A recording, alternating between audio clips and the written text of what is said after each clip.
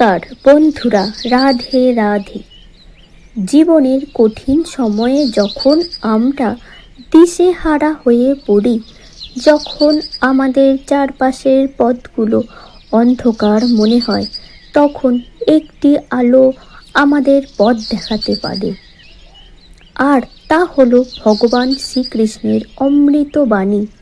আজ থেকে হাজার হাজার বছর আগে কুরুক্ষেত্রের রণভূমিতে দাঁড়িয়ে অর্জুনকে দেওয়া সেই উপদেশগুলো আজও আমাদের বর্তমান জীবনের প্রতিটি সমস্যার সমাধান দেয়।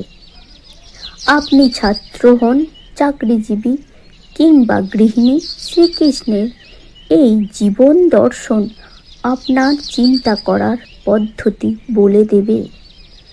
আজকের এই বিশেষ ভিডিওতে আমরা আলোচনা করব শ্রীকৃষ্ণের 15টি অমূল্য বাণী নিয়ে, যা আপনার জীবনের মোড় ঘুরিয়ে দিতে পারে। তাই ধৈর্য ধরে শেষ পর্যন্ত সঙ্গে থাকুন, কারণ শেষ বাণীটি হয়তো আপনার জীবনের সবচেয়ে বড় প্রশ্নের উত্তর দিয়ে দেবে। কর্মেই তোমার অধিকার, ফলে নয়। কর্মাণ্য ব্যাধিকারস্থে মা ফলেষু কদাচন। শ্রীকৃষ্ণ অর্জুনকে শিখিয়েছেন যে আমাদের নিয়ন্ত্রণ কেবল আমাদের কাজের উপর আছে, তার ফলাফলের উপর নয়। আমরা যখন ফলের আশা করে কাজ করি, তখন মনে হয় উৎকণ্ঠা তৈরি হয়। সফল হতে হলে ফলের চিন্তা ত্যাগ করে বর্তমানে মনোযোগ দিতে হবে। পরিবর্তনই জগতের নিয়ম। এই পৃথিবীতে কোনো কিছুই স্থায়ী হয় না। আজ যা আপনার, কাল তা অন্য কারোর ছিল, এবং পরশু তা অন্য কারোর হবে। তাই কোনো কিছুর ওপর অতিরিক্ত মোহ রাখা বৃথা। পরিবর্তনকে মেনে নেওয়াই হলো প্রকৃত সুখের চাবিকাঠি। আত্মা অমর ও অবিনশ্বর। শরীর মরণশীল, কিন্তু আত্মা অবিনশ্বর। শ্রীকৃষ্ণ বলেন, আত্মাকে কাটতে পারে না, আগুন তাকে পোড়াতে পারে না।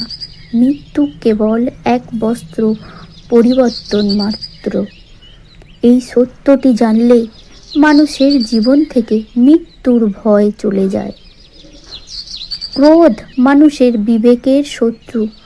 ক্রোধ থেকে মোহ উৎপন্ন হয়, আর মোহ থেকে মানুষের স্মৃতিভ্রম ঘটে।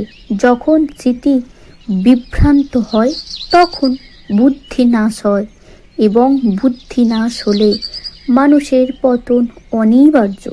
তাই যে কোনো পরিস্থিতিতে মাথা ঠান্ডা রাখা জরুরি।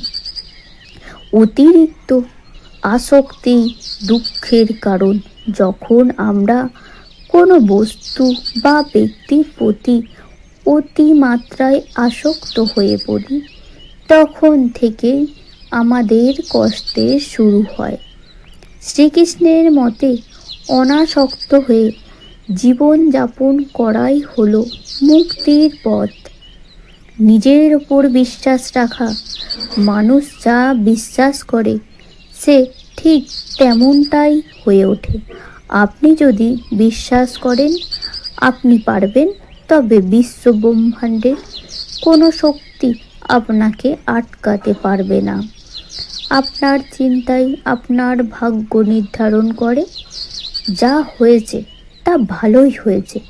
শ্রীকৃষ্ণ বলেন, যা হয়েছে তা ভালো হয়েছে, যা হচ্ছে তাও ভালো হচ্ছে, এবং যা হবে তাও ভালোই হবে। অতীত নিয়ে অনুশোচনা না করে বর্তমানকে গ্রহণ করাই বুদ্ধিমানের কাজ। মনের নিয়ন্ত্রণই শ্রেষ্ঠ জয়। যিনি নিজের মনকে জয় করতে পেরেছেন, তার জন্য মন শ্রেষ্ঠ বন্ধু। কিন্তু যে নিজের মনকে নিয়ন্ত্রণ করতে পারেনি, তার জন্য মনই তার সবচেয়ে বড় শত্রু। ধ্যান এবং অভ্যাসের মাধ্যমে মনকে বশে আনা সম্ভব। লোভ ও নরকের দ্বার, কাম, ক্রোধ এবং লোভ, এই তিনটি হলো নরকের দ্বার। এগুলো মানুষের আত্মাকে ধ্বংস করে দেয়। সুখী হতে হলে এই তিনটি রিপুকে বর্জন করা একান্ত প্রয়োজন। প্রকৃত ভক্তি কি? শ্রীকৃষ্ণ বলেন, যে ব্যক্তি সব প্রাণীর মধ্যে আমাকে দেখতে পায় এবং আমাকে ভালোবাসে, আমি কখনোই তার থেকে দূরে থাকি না। কেবল আনুষ্ঠানিক পূজা নয়, আত্মমানবতার সেবা করাই হলো প্রকৃত ভক্তি। ভয় ত্যাগ করো। তুমি কেন বৃথা ভয় পাচ্ছ? কে তোমাকে মারতে পারে? শ্রীকৃষ্ণের এই বাণী আমাদের সাহসের যোগান দেয়।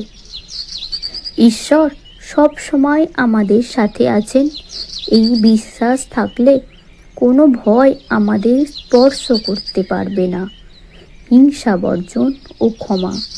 প্রতিহিংসা মানুষকে ভেতর থেকে জ্বালিয়ে দেয়, কিন্তু ক্ষমা হলো বীরের ধর্ম।